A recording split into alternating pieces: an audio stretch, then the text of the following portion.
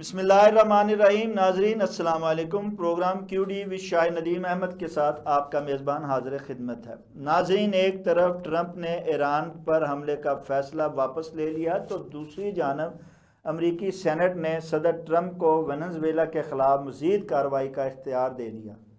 جبکہ green land بچانے کے لیے یورپ سامنے آ گیا ہے.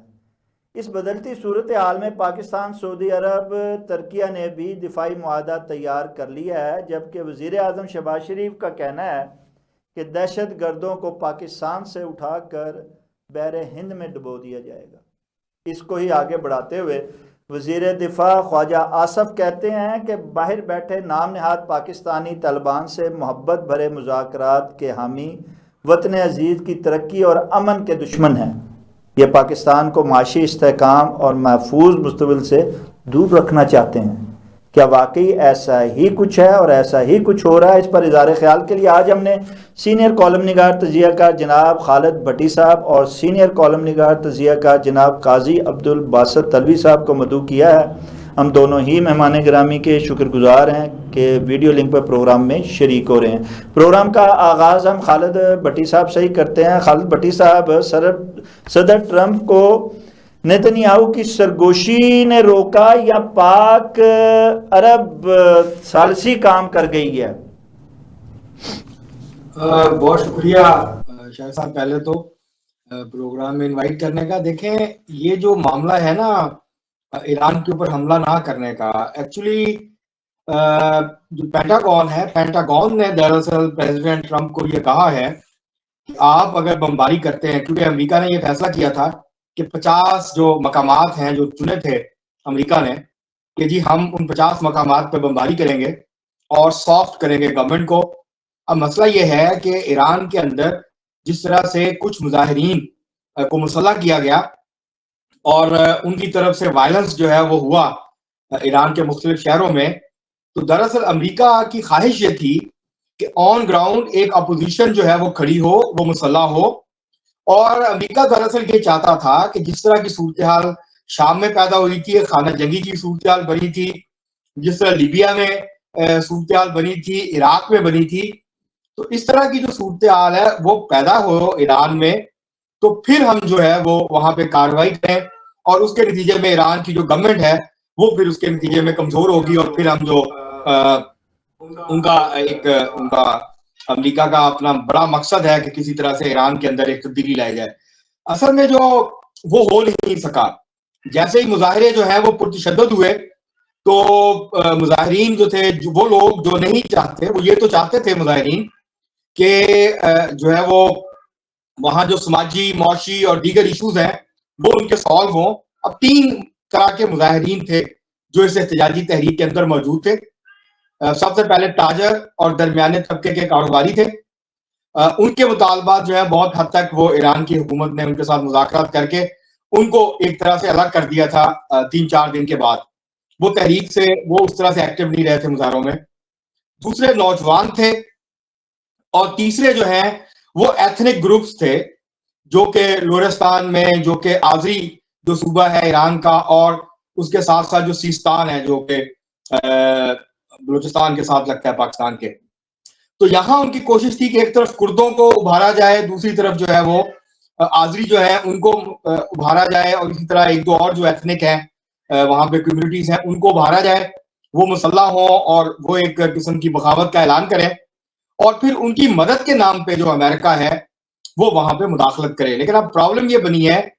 کہ پینٹاگون نے اس بات کے خلاف جو ہے وہ رپورٹ دی،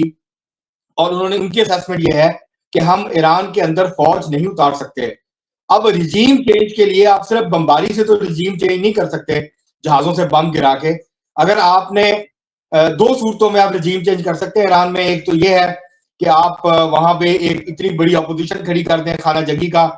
جو ہے وہ کیفیت پیدا ہو جائے اور وہاں خانہ جنگی شروع ہو جائے، لوگ آپس میں لڑنا شروع کر دیں، ایک دوسرے کو مارنا شروع کر دیں. دوسرا یہ ہے کہ یا آپ آن گراؤنڈ جو ہے وہ بوٹس آن دا گراؤنڈ بھیجیں. وہ امریکہ اس وقت اس پوزیشن میں نہیں ہے.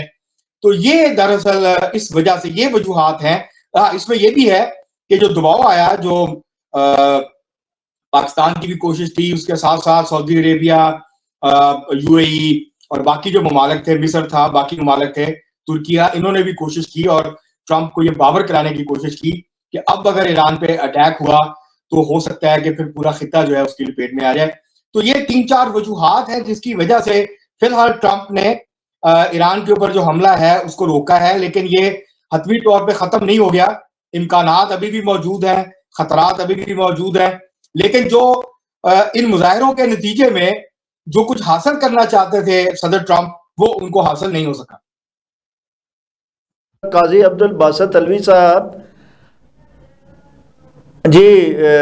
میرا خیال ہے ابھی ان کا سلسلہ جو ویڈیو لنک ہے اس میں کوئی خرابی ہے. تو خالد بھٹی صاحب، آپ نے نتنیاہو کی سرگوشی کو کوئی اہمیت نہیں دی اس میں. آپ نے پاک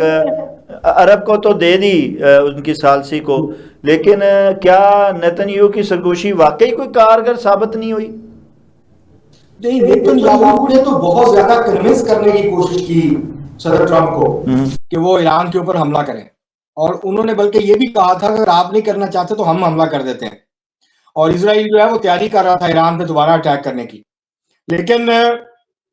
اسرائیل کے اندر بھی ایسے لوگ موجود ہیں جنہوں نے اس بات کی مخالفت کی، اور انہوں نے کہا کہ یہ ایران جو ہے اگر آپ بالکل اس کو دیوار کے ساتھ لگا دیں گے تو ان کے پاس اس کے علاوہ اور کوئی چارہ نہیں ہوگا کہ وہ ہمارے اوپر میزائلوں کی بارش کریں گے، اور ہر طرح کا جو اسلحہ ایران کے پاس ہے وہ پھر استعمال کرے گا. اور ایک اور فیکٹر جو میں مس کر گیا تھا جس کی طرف میں نے نشاندہی نہیں کی، وہ یہ ہے وہ خطرہ جو عرب ممالک، جو ہمسایہ عرب ممالک ہیں، بحرین ہے، قطر ہے، دیگر ممالک ہیں، وہاں پر جو امریکہ کے فوجی اڈے ہیں وہ براہ راست ایران کے میزائلوں کے نشانے پہ ہیں. تو یہ بھی ایک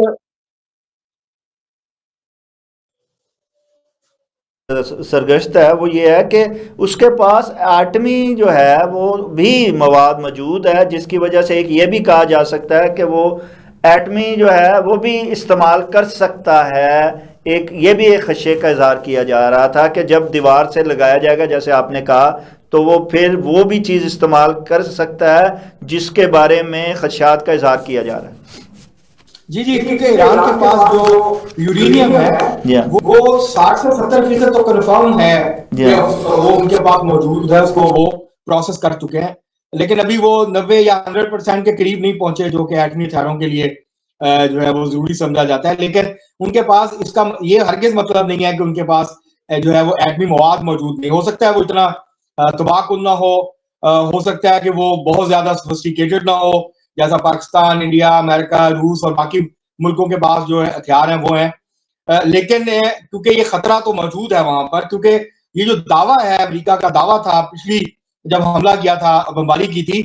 تو اس سے پہلے یہ خبریں تھی، کنفرم خبریں آ رہی تھی کہ اس سے پہلے ہی رشیا نے جو جتنا بھی یورینیم اور ایٹمی مواد تھا وہ محفوظ مقام پہ وہاں سے شفٹ کر دیا تھا، اور وہاں پہ جو وہ جگہ تھی جس کو کہا گیا کہ ایٹمی تنصیبات ہیں ان کو تباہ کر کے ٹرمپ نے اپنے آپ کو بھی خوش کیا اور اپنے لوگوں کو بھی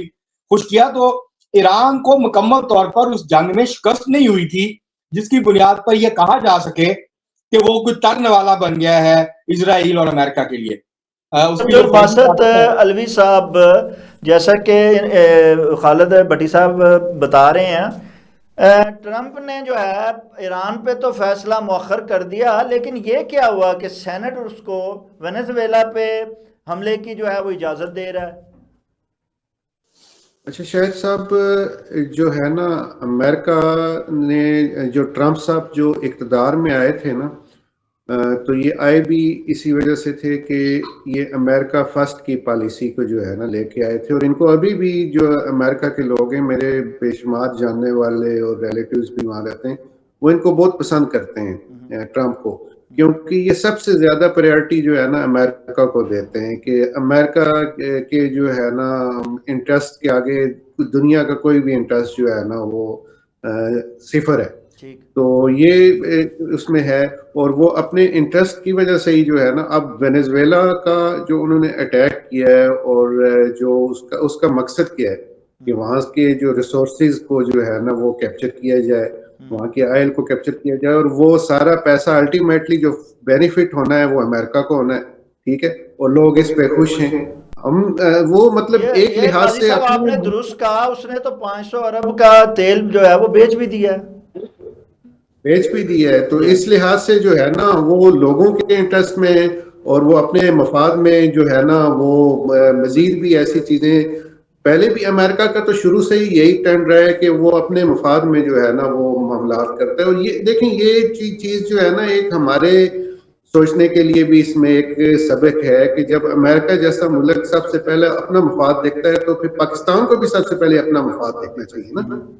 سب سے پہلے ہم بھی نہیں، پاکستان فرسٹ پاکستان قاضی صاحب کرنا. اپنا مفاد دیکھتا ہے، لیکن اس مفاد پر بھاری جو ہے وہ مفاد پڑ جاتا ہے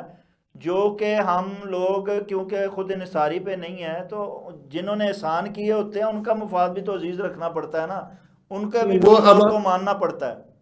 وہ آپ صحیح کہہ رہے ہیں، لیکن اب جو ہے نا اب معاملات میرے حساب سے تو بہتری کی طرف جانا شروع ہو گئے ہیں. ٹھیک ہے. جس طرح بہت سارے ممالک ہمارے ساتھ دفاعی معاہدے کرنا چاہ رہے ہیں، اور وہ مطلب دفاعی ڈیلز بھی ہو رہی ہیں، ایکوپمنٹس بھی بیچ رہے ہیں، جے ایف تھنڈر کے بڑے چرچے ہیں. اور تو پاکستان جو ہے نا وہ فرنٹ پہ آ رہا ہے. پاکستان جو ہے وہ اب پہلے والا پاکستان نہیں رہا. تو پاکستان بھی پوزیشن میں ہے کہ وہ پاکستان فرسٹ کے نعرے کو لے کے آگے چلے. ٹھیک ہے. خالد بھٹی صاحب، ایران پہ یورپ نہیں آیا سامنے، لیکن گرین لینڈ پہ وہ سامنے آ رہا ہے. اس نے اپنے فوجی بھی 10 15 20 ہر ملک نے بھیجنے شروع کر دیے اور ساتھ نیٹو کا جھنڈا بھی لہرا دیا ہے. آپ کیا سمجھتے ہیں کہ بڑھتے ہوئے جارحانہ عزائم کو گرین لینڈ پہ نیٹو روک پائے گا؟ دیکھیں بات یہ ہے شاہد صاحب کہ امریکہ اور یورپ سیکنڈ ورلڈ وار کے بعد جب امریکہ کی قیادت میں نیا ورلڈ آرڈر بنا، یا جس کو کہتے ہیں رول بیسڈ نام نہاد، رول بیسڈ جو ورلڈ سسٹم تھا وہ قائم ہوا، جس کی قیادت برطانیہ سے امریکہ کو منتقل ہوئی. تو اس کے بعد سے برطانیہ، یورپ اور امریکہ مل کے دنیا کو ڈومینیٹ کر رہے تھے، اور دونوں اپنے مشترکہ مفادات کے حصول کے لیے جو ہے وہ مل کے کام کر رہے تھے. لیکن گزشتہ کچھ عرصے سے امریکہ نے یہ فیصلہ کر لیا کہ یورپ کا جو اقتصادی بحران ہے وہ حل نہیں ہو رہا، اس کی شدت کم نہیں ہو رہی. تو بجائے اس کے کہ ہم جو ہے وہ ان کو گھسیٹنے کی ساتھ کوشش کریں، تو انہوں نے جو یورپ کی بوگیاں تھی، جو ٹرین تھی جس کا انجن امریکہ تھا، تو انہوں نے یورپ کی کچھ بوگیاں جو ہے وہ اسے ہٹا دی ہیں اس ٹرین سے. اور اب امریکہ یہ چاہتا ہے کہ وہ خود آگے بڑھے، وہ اپنا جو زوال ہے، اپنا جو ڈکلائن ہے اس کو روکے. تو اس کے تحت اب صدر ٹرمپ کی جو پالیسی ہے وہ یہ ہے کہ یورپ اپنا بوجھ خود اٹھائے، ہم یورپ کا بوجھ نہیں اٹھائیں گے. اور اس کا نتیجہ یہ نکلا ہے کہ امریکہ اب اپنے مفادات کے لیے اس حد تک آگے بڑھ گیا ہے کہ اس نے ایک طرح سے یورپ کو ڈچ کر دیا ہے. مطلب فرانس کی بڑی درینا خواہش تھی کہ یورپی یونین اور یورپ مل کے اپنا ایک انڈیپینڈنٹ پالیسی، خارجہ پالیسی اختیار کرے. لیکن جرمنی اور برطانیہ اور باقی جو ملک تھے یورپی یونین کے، وہ یہ چاہتے تھے کہ نہیں، ہم امریکہ کے ساتھ اپنا اتحاد جو ہے اس کو قائم رکھیں. اس کے لیے اگر ہمیں تھوڑا سا پیچھے بھی ہٹنا پڑتا ہے تو ہم جو ہے وہ پیچھے ہٹیں اور تصادم اور ٹکراؤ کی طرف جو ہے وہ امریکہ کے ساتھ نہ جائیں. لیکن اب بذات خود ٹرمپ نے یہ کام آسان کر دیا ہے. جیسے فرانس ہے اور بہت سارے ممالک ہیں یورپ کے، جرمنی ہے، برطانیہ ہے، ہالینڈ ہے، جہاں رائٹ ونگ کی جو پاپولسٹ فورسز ہیں وہ ابھر رہی ہیں اور وہ یورپی یونین کے خلاف ہیں، اور وہ چاہتی ہیں کہ ہر جو ملک ہے وہ اپنے مفادات کا تحفظ کرے. تو اس کو اس تناظر میں دیکھنے کی ضرورت ہے کہ ڈینمارک جو ایک چھوٹا ملک ہے یورپ کا، بڑی فوجی اور معاشی طاقت نہیں ہے جرمنی، فرانس، برطانیہ کے مقابلے میں، لیکن وہ اہم ملک ہے یورپی یونین کا. تو جب ٹرمپ نے ان کو دھمکیاں دی اور اس کے ایک علاقے پہ قبضہ کرنے کی کوشش کی، تو ظاہر ہے، اور جب دھمکیاں ملیں گی تو ظاہر ہے نیٹو کا اہم ملک ہے ڈینمارک. تو یورپ نے ایک طرح کا ابھی تو یہ میسیجنگ ہے کہ اگر امریکہ اٹیک کرے گا یا امریکہ بزور قوت گرین لینڈ لینے کی کوشش کرے گا تو ہم پھر مداخلت کریں گے، ہم خاموش تماشائی بن کے نہیں بیٹھیں گے. دوسری وجہ یہ ہے کہ جو ڈینمارک کی حکومت ہے، جو گرین لینڈ کی حکومت ہے، وہ یہ بار بار کہہ رہی ہے کہ ہمارے ساحل کے ارد گرد کوئی چینی یا روسی جہاز نہیں ہے اور نہ ہمیں ادھر سے کوئی زیادہ بڑا خطرہ ہے. لیکن اس کے باوجود ٹرمپ جو ہے وہ وہاں پہ مداخلت کرنے کے لیے ایک جواز گھڑ رہے ہیں کہ اگر ہم نے قبضہ نہ کیا تو جو ہے وہ چین یا روس اس کے اوپر قبضہ کر لیں گے. آج تک تو کسی نے کیا نہیں. اور چین کیوں قبضہ کرے گا؟ چین نے 1953 میں 52-53 کی جو کوریا کی وار ہے، چین نے اس کے بعد کوئی جنگ ہی نہیں لڑی. چین نے کبھی کسی کے خلاف جارحیت نہیں کی.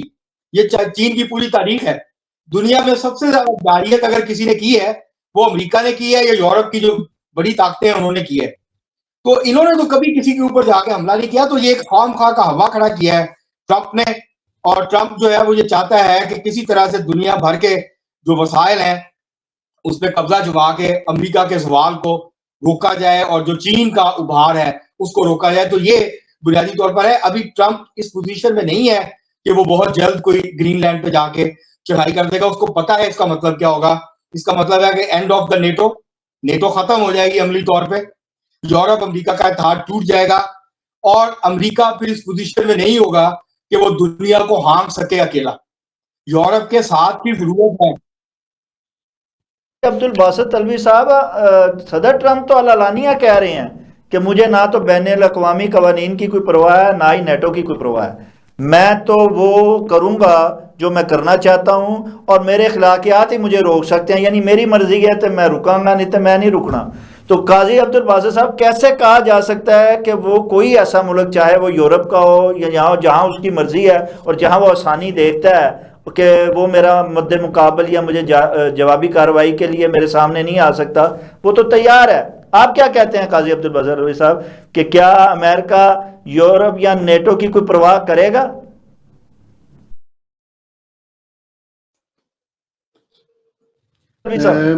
نیٹو میرے حساب سے تو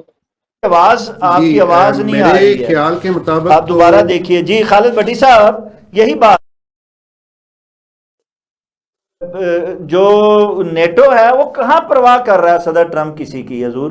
وہ تو اس نے علانیہ کہا ہوا ہے. اور جہاں اس کو مفادات اپنے نظر آ رہے ہیں, جہاں اسے تیل معدنیات جہاں وسائل نظر آ رہے ہیں, بیسک تو یہ جنگ وسائل کی لڑ رہا ہے وہ, اور اپنا وہ جو اس پہ بوجھ ہے قرضوں کا اور جو اس کی معیشت جو ہے زبوالی کا شکار ہے اس کو سٹرینتھ کرنے کی کوشش کر رہا ہے. اب تو دنیا یہ بات جان چکی ہے. آپ کیا سمجھتے ہیں کہ وہ نیٹو کی پرواہ کرے گا؟ اسے کوئی استطاعت کی کوئی, وہ جانتا ہے کہ نیٹو مجھ سے ہے اور میں نیٹو سے نہیں ہوں.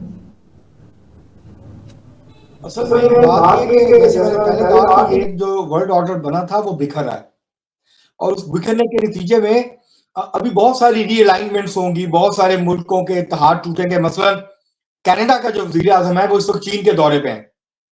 اور انہوں نے چین کے ساتھ تجارتی معاہدہ کرنے کی بات کی ہے, اور انہوں نے کہا کہ ہم چین کے ساتھ, کینیڈا وہ ملک ہے امریکہ سے پہلے ہواوے کے 2 ایگزیکٹو تھے, خاتون تھی ایک مرد تھے, تو کینیڈا میں تھے. ان کو کینیڈا کی گورنمنٹ نے امریکن پریشر پہ گرفتار کر لیا تھا اور ہواوے کے اوپر پابندی لگا دی تھی جو چین کی سب سے بڑی ٹیلی کام کمپنی ہے. اب وہی کینیڈا کا وزیر اعظم اس وقت چین کے دورے پہ ہے. تو اب اسی طرح سے جو کچھ ٹرمپ کر رہا ہے اس کے نتیجے میں بہت سارے ایسٹرن یورپ کے ملک جو ہیں وہ چین کے ساتھ انفرادی طور پہ معاہدے کر رہے ہیں, سرمایہ کاری کے معاہدے کر رہے ہیں, تجارتی معاہدے کر رہے ہیں. تو یہ جو پروسیس چل رہا تھا آلریڈی, اس کو ٹرمپ کی جو پالیسیاں ہیں وہ مزید تیز کر رہی ہیں, اور اس کے نتیجے میں یہ درست ہے. ابھی ایسا لگتا ہے کہ اگلے سال 2 سال 3 سال شاید امریکہ کو کوئی نہیں روک پائے گا, لیکن جو کچھ امریکہ کر رہا ہے اور جس غنڈہ گردی کا مظاہرہ وہ کر رہا ہے عالمی سطح پہ, اس کے نتیجے میں نئے اتحاد بنیں گے اور امریکہ کے لیے صورتحال مشکل سے مشکل تر ہوتی جائے گی آنے والے وقت میں. بن رہے ہیں, نئے معاہدے ہو رہے ہیں. پاک عرب جو تھا معاہدے کے بعد, دفاعی معاہدے کے بعد ترکی بڑا انٹرسٹڈ تھا, دوسرے ممالک بھی بہت سارے جو ہیں وہ اس لائن میں لگے ہوئے ہیں, لیکن ترکی بہت زیادہ جو تھا وہ انٹرسٹڈ تھا. اور اب اس صورت کو دیکھتے ہوئے ترکی کے ساتھ جو ہے ہم لوگ, پاکستان کا جو ہے وہ دفاعی معاہدے کی وہ تیاری تینوں ملکوں کی جو ہے ایک دفعہ پھر جو ہے وہ سامنے آ رہی ہے. آپ کیا کہتے ہیں کہ یہ جو بلاک بن رہا ہے, کیا آپ سمجھتے ہیں کہ اس صورتحال کا کسی بھی نازک موقع پر کوئی بہتر دفاع کیا جا سکتا ہے یا تینوں ملکوں کے لیے یہ بہتری کا باعث بن سکتا ہے؟ جی شاید صاحب آپ صحیح کہہ رہے ہیں, لیکن میں تھوڑا سا اس تناظر میں بات کر رہا ہوں نا کہ پاکستان کے ساتھ آپ نے دیکھا ہے کہ ٹرمپ کا رویہ وہ بڑا اچھا ہے, پازیٹیو ہے, کیونکہ ایک چیز اس کے ذہن میں یا ہے یا ایک چیز اس کے ذہن میں ڈال دی گئی ہے کہ اگر تو آپ پاکستان کے ساتھ معاملات صحیح طرح چلاؤ گے اور اچھے طریقے سے ہمارے ساتھ پیش آؤ گے جو ہمارے ایٹمی ہتھیار ہیں، نیوکلیائی ہتھیار ہیں، وہ جو ہے نا محفوظ ہاتھوں میں. ٹھیک ہے، آپ جو ہی ہمارے ساتھ کوئی ایسی گڑبڑ کرو گے تو وہ جو ہمارے جو ایسٹس ہیں وہ کسی کے پاس بھی جا سکتے ہیں. یہ بہت بڑی تھریٹ ہے. ٹھیک ہے جی، اور یہ ہماری اگر ایسی کوئی بات ہے تو یہ ایک قسم کی ہماری اسٹرینتھ ہے. ٹھیک ہے، تو یہ جو ہے نا اس میں جو میں مستقبل میں دیکھ رہا ہوں کہ پاکستان کا جو رول جو ہے نا وہ بہت اہم ہو بھی گیا ہے اور مزید ہونے بھی والا ہے، کہ جو اسلامک بلاک کو پاکستان جو ہے وہ لیڈ کرنے کی پوزیشن میں آ گیا ہے. تو اس میں جو ہے نا ابھی آپ دیکھیں کہ صاحب آپ نے درست فرمایا، لیکن جی جی کہ جو ابھی جو ہے نا وینیزویلا پہ جو ہوا، پاکستان نے اس پہ سٹینڈ لیا اور پاکستان بولا. ٹھیک ہے جی، ایران پہ جو معاملات ہوئے اس میں پاکستان نے بالکل اصولی موقف اپنایا اور اس نے پاکستان نے بات کیا. پاکستان وہ پہلی والی صورتحال نہیں رہی کہ جو امریکہ کہے گا یا جو دنیا کی طاقتیں کہے گی پاکستان جو ہے نا وہ آنکھیں بند کر کے ان پہ یقین کرے گا. قاضی عبدالباسط الوی صاحب، صدر ٹرمپ جو ہیں ان کے رویے بدلتے ہوئے دیر نہیں لگتی. آپ دیکھیں نا، پھر ہم نے سٹینڈ لیا تو پھر ہمارے پہ پابندی بھی تو لگ گئی ہے نا، ہماری ویزا پروسیسنگ پہ. انڈیا پہ نہیں لگی، جبکہ انڈیا کو وہ ہر وقت سناتا رہتا ہے کہ جناب آپ کے 8 جہاز گرا دیے اور میں نے جنگ بند کرائی. یہ بھی تو دیکھیں، اس کے بدلتے ہوئے رویے کسی وقت بھی کچھ بھی ہو سکتا ہے. اس لیے آپ کیسے یہ کر رہے ہیں کہ جی اس کے اور ہمارے تعلقات بڑے اچھے جا رہے ہیں اور اچھے رہیں گے؟ نہیں، وہ تو آپ بالکل صحیح کہہ رہے ہیں کہ سب سے پہلے اس نے اپنے مفادات کا جو ہے نا تحفظ کرنا ہے اور اپنے مفادات کو ہی دیکھنا ہے. لیکن پاکستان کے ساتھ اس کا رویہ جو ہے نا وہ پہلے والا رویہ اب امریکہ کا نہ ہونا ہے، اور نہ آپ آگے بھی دیکھیں گے کہ پاکستان کے ساتھ جو ہے نا ان کا رویہ اب امریکہ کا وہ ڈیفرنٹ ہوگا، کیونکہ پاکستان نے اپنی پوزیشن کو واضح کر لی ہے، اپنی طاقت کو جو ہے نا اس کا بھرپور مظاہرہ کیا ہے. پاکستان نے اگر بالفرض پاکستان نے اپنی طاقت کا مظاہرہ نہ کیا ہوتا، ٹھیک ہے، تو ان سب نے مل کے ہماری پٹائی کرنی تھی اور ہمیں چھوڑنا نہیں تھا، مار دینا تھا انہوں نے صاحب ہمیں. آپ واقعی سمجھتے ہیں یہ جو ترکی اور عرب معاہدہ ہو رہا ہے اور جس کی تحریری شکل آ رہی ہے، اس میں جب سائن ہو جاتے ہیں تو کیا واقعی صورتحال، بدلتی صورتحال میں ہم یہ کوئی بہتر کردار ادا کر سکے گا؟ آپ کیا کہتے ہیں اس حوالے سے؟ دیکھیے ترکیہ جو ہے وہ آج بھی آفیشلی جو ہے وہ نیٹو کا حصہ ہے، نیٹو کا ممبر ہے، اور امریکہ کے بعد نیٹو کی سب سے بڑی جو فوج ہے وہ ترکیہ کی فوج ہے. اور اب تک جہاں جہاں پہ نیٹو کی فوج تعینات ہوئی ہے تو ترکیہ جو ہے وہ ہمیشہ اس میں جو ہے وہ پیش رہا ہے. اب کیوں مجبور، دیکھیں میں آپ کو بار بار ایک بات کہہ رہا ہوں کہ اب ہر ملک یہ سوچنے پہ مجبور ہے کہ جو اتحاد ماضی میں ہوئے تھے، نیٹو بھی ایک ماضی کا اتحاد ہے، دیگر اتحاد بھی تھے، تو اب ہر ملک یہ کوشش کر رہا ہے کہ جو روایتی طور پہ جن ملکوں کے اوپر، جن اتحادیوں کے اوپر وہ اپنے دفاع کے لیے، اپنے تحفظ کے لیے انحصار کرتے رہے ہیں، ڈیپینڈ کرتے رہے ہیں، اب وہ ان کا اعتماد جو ہے وہ اتنا اعتماد اب نہیں رہا ہے. اور اس کے نتیجے میں ہر ملک جو ہے وہ اب یہ دیکھ رہا ہے کہ وہ کون سے ایسے اتحادی یا ممالک ہیں جن کے ساتھ مل کے وہ اپنا دفاع، اور جو باقی ملک ہیں جیسے پاکستان، سعودی عربیہ، ترکیہ کا اگر اتحاد بن جاتا ہے تو یہ ایک بڑا مضبوط معاشی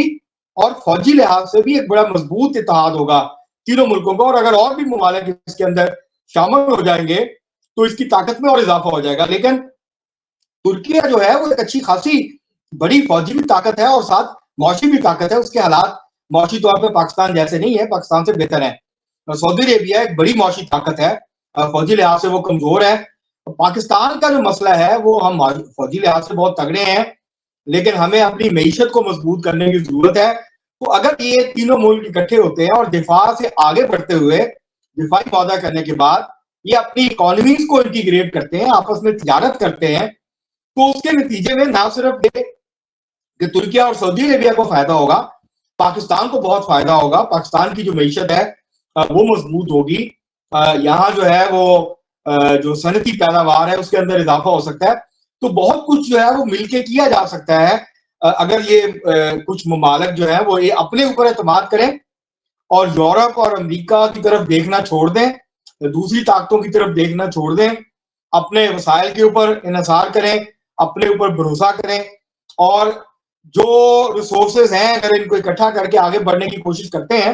تو یہ نہ صرف یہ کہ اپنا دفاع کر سکتے ہیں بلکہ ایک مضبوط اتحاد بنا کے اور کئی کمزور ملکوں جیسے کا کہ بھی خالد بھٹی صاحب نے دفاع کہا کر سکتے ہیں۔ کہ معیشت جو ہے ہمارا جو ہے کمزور پہلو ہے، ورنہ ہم دفاعی طور پہ تو ایک بڑی قوت بن چکے ہوئے ہیں، آپ نے بھی یہی کہا تھا۔ آپ کیا سمجھتے ہیں جب یہ بات ہو رہی ہے تو وزیر اعظم نے بھی اس حوالے سے کہا ہے کہ جب ہم آئے تھے تو ہم زوال پذیر ہو رہے تھے، ہم بہت ہماری معیشت کا برا حال تھا، لیکن اب ہم نے 2-2.5 سال میں معیشت کو پٹری پر ڈال دیا ہے اور ہم بہتری کی طرف گامزن ہیں، اسی لیے ہی ہم قیام امن کے لیے دہشت گردوں کو جو ہے وہ بحر ہند میں ڈبوئیں گے۔ آپ کیا سمجھتے ہیں واقعی ہم یہ جو ٹیررسٹ ہیں جنہوں نے ہمارا قیام امن اور معیشت کو تباہ کرنے میں بڑا اہم کردار ادا کیا ہوا ہے، ہم ان کو بحر ہند میں واقعی ڈبو پائیں گے؟ اچھا، ایک تو ہمارے ملک میں جو سرمایہ کاری آنی ہے اس کے لیے ہمیں ماحول کو سب سے پہلے سیکیور کرنا پڑے گا، اور اس حوالے سے ٹھیک ہے پرائم منسٹر صاحب نے بڑا اچھا بیان دیا ہے کہ پہلے ہم اپنا ماحول جو ہے اس کو سیکیور کریں گے تو ہی انویسٹمنٹ آئے گی اور سرمایہ کاری ہوگی۔ تو اس لحاظ سے، اور اچھا آپ دیکھیں کہ جب سے انہوں نے ہاتھ سخت کیا ہے کچھ پراکسیز پہ بھی کیا ہے اور افغانستان پہ بھی اور انڈیا پہ بھی، تو اس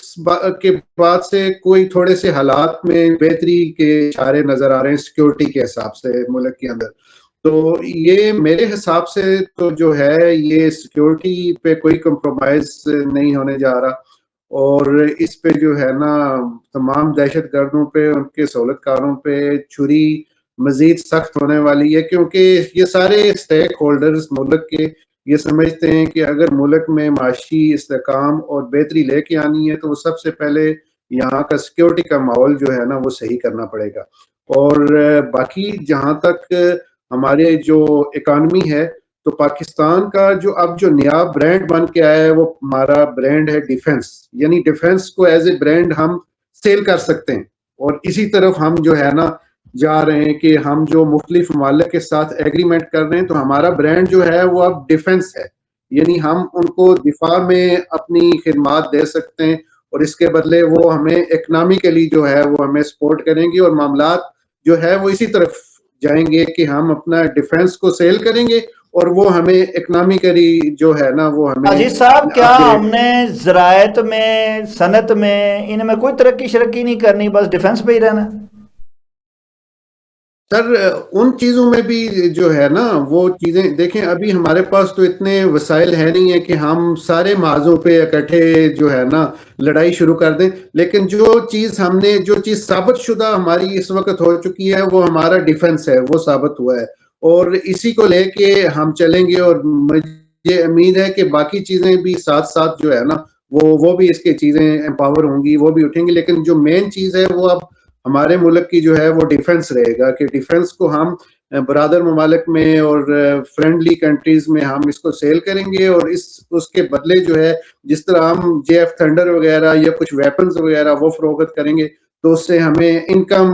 جنریٹ ہوگی، اور مجھے امید ہے کہ بہتری جو ہے نا وہ نظر آنا شروع ہو جائے گی کچھ عرصے میں۔ جی جس طرح آپ کے خالد، ڈیفنس منسٹر صاحب بھی کہہ چکے ہیں کہ اگر یہ صورتحال رہی تو کچھ مہینوں کے اندر جو ہے نا ہم IMF سے بھی چھٹکارا حاصل کر لیں گے، تو امید ہے، بہتری کی امید ہے۔ اچھا خالد بھٹی صاحب، یہ کون لوگ ہیں بیرون ملک بیٹھے ہوئے جن کے بارے میں خواجہ آصف کہتے ہیں؟ اور ویسے بھی خواجہ آصف صاحب تو کوئی بھی وزیر اعظم بیان دیں ان کے ساتھ اپنا بیان ملانے کی جو ہے وہ پرزور کوشش کرتے ہیں، اور اس میں بڑی حد تک کامیابی رہتے ہیں۔ انہوں نے اس کے ساتھ ہی جب انہوں نے دہشت گردوں کو ڈبونے کی بات کی ہے بحر ہند میں، تو انہوں نے بھی ساتھ بیان داغ دیا ہے کہ یہ جو باہر بیٹھے ہوئے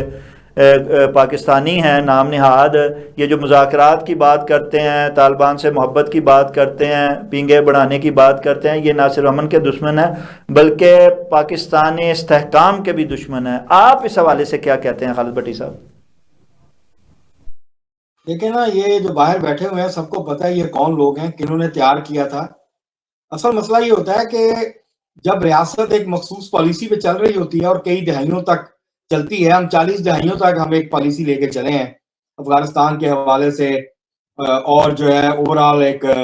جہاد کے حوالے سے اور باقی چیزوں کے حوالے سے. تو اب جب ہم نے اپنی پوزیشن چینج کی ہے تو بہت سارے لوگ جن کے مفادات پرانی پالیسی کے ساتھ وابستہ ہیں تو وہ وہیں پہ کھڑا رہنا چاہتے ہیں. اب پرابلم یہ ہے تحریک انصاف ہو یا وہ لوگ جو باہر بیٹھ کے تحریک انصاف کی حمایت کرتے ہیں اور ڈالرز کماتے ہیں,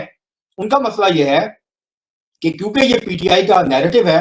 تو وہ پی ٹی آئی کے نیریٹو کو آگے بڑھاتے ہیں. حالانکہ اگر آپ دیکھیں مثلا یہ جو سوات ہے جہاں اب امن ہے, مطلب اگر کے پی کا سب سے پرامن علاقہ ہے کوئی اس وقت تو وہ سوات ہے, جہاں پہ آپ کو پتا ہے 2008-9 میں قبضہ ہوا طالبان نے, وہاں پہ کیا کچھ کیا پاکستانی طالبان نے, اور اس کے بعد ایک ملٹری ان کے ساتھ 2 معاہدے ہوئے, ان دونوں معاہدوں کے نتیجے میں مسئلہ حل نہیں ہوا اور یہ باتیں ہونا شروع ہو گئیں کہ شاید وہ اسلام آباد کی طرف اب آنے والے ہیں اور اسلام آباد 60-70 کلومیٹر رہ گیا ہے. پھر اس کے بعد ایک ملٹری آپریشن ہوا اور اس کے بعد سے آج تک یہ دہشت گرد واپس وہاں نہیں آ سکے. اب پرابلم یہ ہے کہ جو لوگ یہ کہتے ہیں کہ آپ ان کے ساتھ مذاکرات کریں, وہ کہتے کیا ہیں مذاکرات؟ جب عمران خان صاحب, جنرل فیض حمید صاحب اور جنرل قمر جاوید باجوہ صاحب آرمی چیف تھے, ان کے مذاکرات ہوئے تھے. مذاکرات ٹوٹے کہاں پہ تھے؟ 2 ان کی شرائط تھی. ایک یہ تھا کہ جو فاٹا کی سابقہ حیثیت ہے اس کو بحال کیا جائے, اور ہم نے جو اس کو ضم کیا ہے خیبر پختونخوا میں پاکستان کے ساتھ اس کو ختم کیا جائے اور دوبارہ سے قبائلی علاقوں کی جو حیثیت ہے اس کو بحال کیا جائے. ایک دوسرا یہ تھا کہ ہمیں مسلح جتھے بنا کے اپنی جو حکمرانی ہے وہ وہاں پہ اپنی جو رٹ ہے اس کو قائم کرنے کی اجازت دی جائے. یہ 2 ایسے مطالبات تھے, باقی تو بہت سارے مطالبات مان لیے گئے تھے اور ان کے لوگ جیلوں سے چھوڑے گئے تھے. تو آپ یا تو یہ طے کر لیں, دیکھیں نا, اب یا تو یہ ہم طے کر لیں پاکستان یا پاکستان کے حکمران, پاکستان کے عوام یہ طے کر لیں کہ ہم نے پاکستان کو طالبان کا افغانستان بنانا ہے,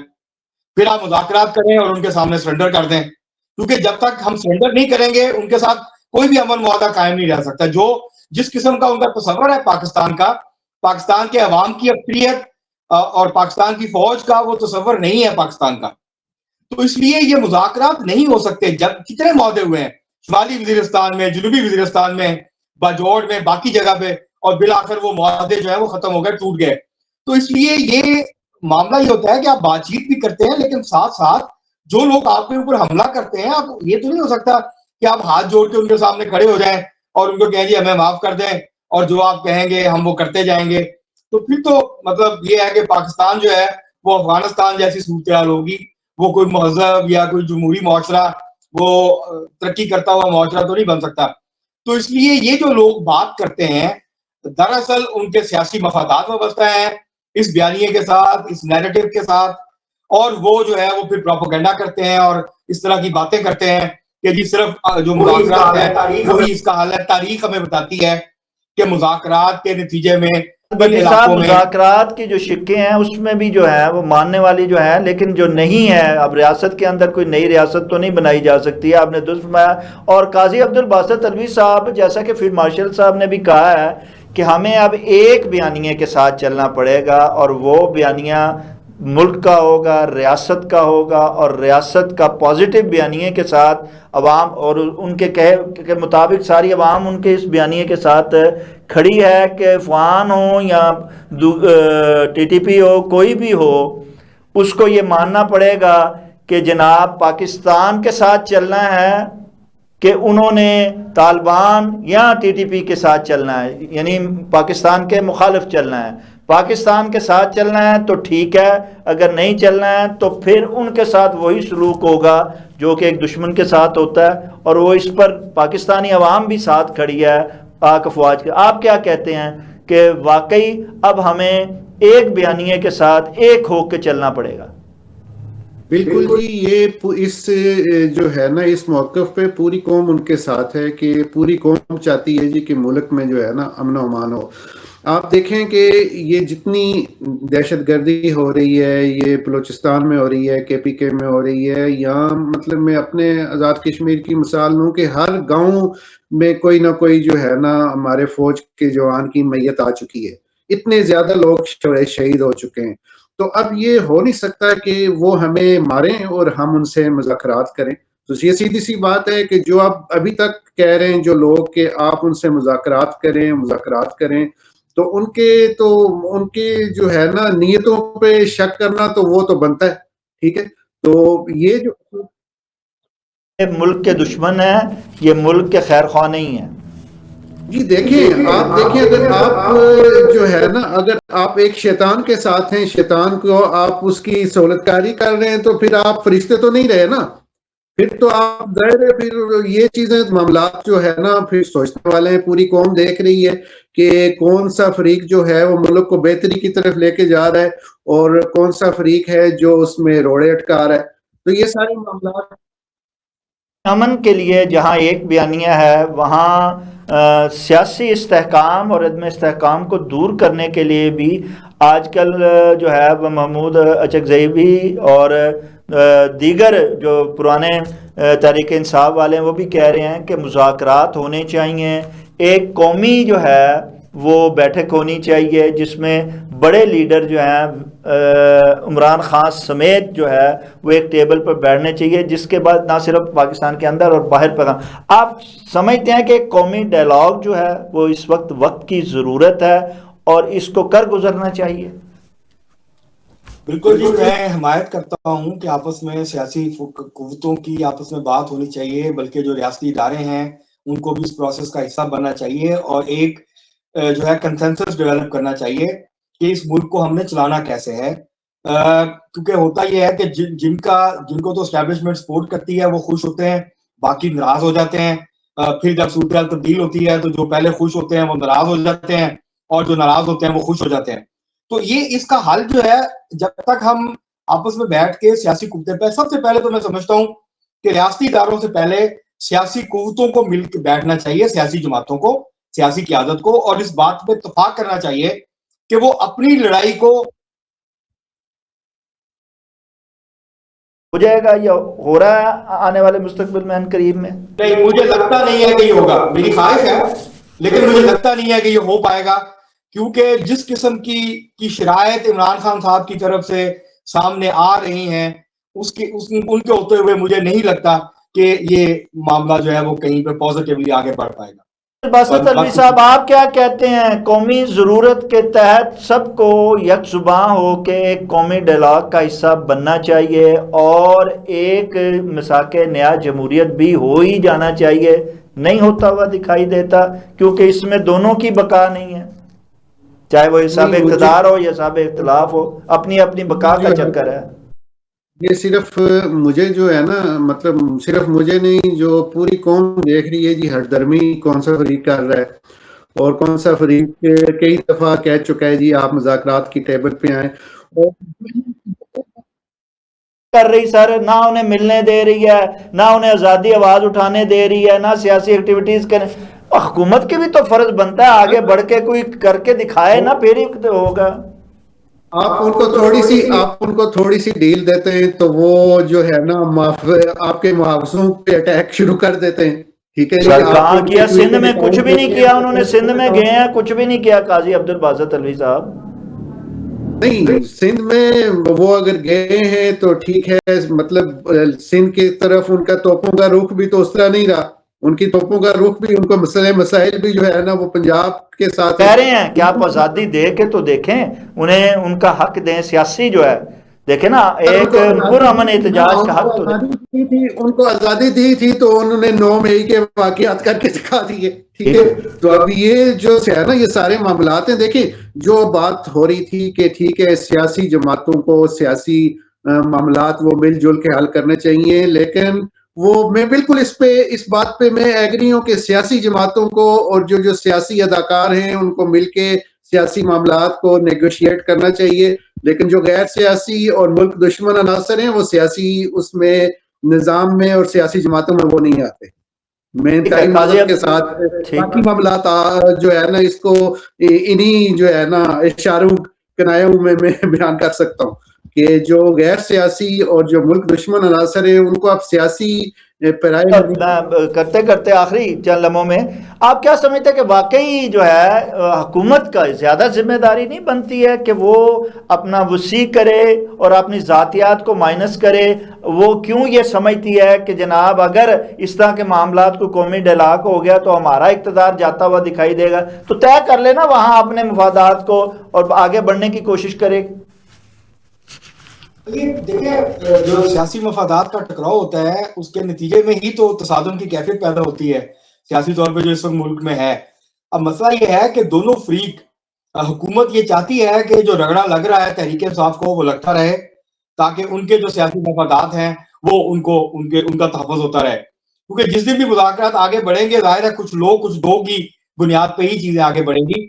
تو حکومت بھی اس طرح سے بہت زیادہ سنجیدہ نہیں ہے، کہتے تو ہیں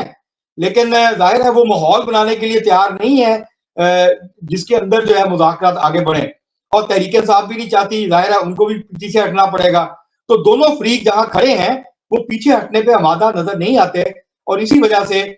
جو یہ مذاکرات کا عمل ہے وہ آگے نہیں بڑھ رہا۔ جی، قاضی عبدالباسط علوی صاحب اور خالد بھٹی صاحب، آپ دونوں مہمان گرامی کا بہت بہت شکریہ۔ ناظرین، جیسا کہ آپ نے گفتگو سے اندازہ لگایا کہ یہاں پہ ہر شخص جو ہے وہ اپنی ذاتیات کے دائرے میں جو ہے وہ پھنسا ہوا ہے۔ قومی مفاد کی بات تو کی جاتی ہے لیکن عملی طور پہ قومی مفاد کو لے کر آگے بڑھا نہیں جاتا ہے۔ جب تک ہم قومی مفاد اور یکجہتی کو لے کر آگے نہیں بڑھیں گے ہم کبھی بھی جو رکاوٹیں ہیں ان کو نہ عبور کر پائیں گے نہ ہی آگے بڑھ پائیں گے۔ ناظرین، اس کے ساتھ ہی پروگرام کا وقت ختم ہوا چاہتا ہے۔ اپنے میزبان شاہ ندیم احمد کو اجازت دیجیے۔ آپ کا ہمارا ہم سب کا اللہ نگہبان۔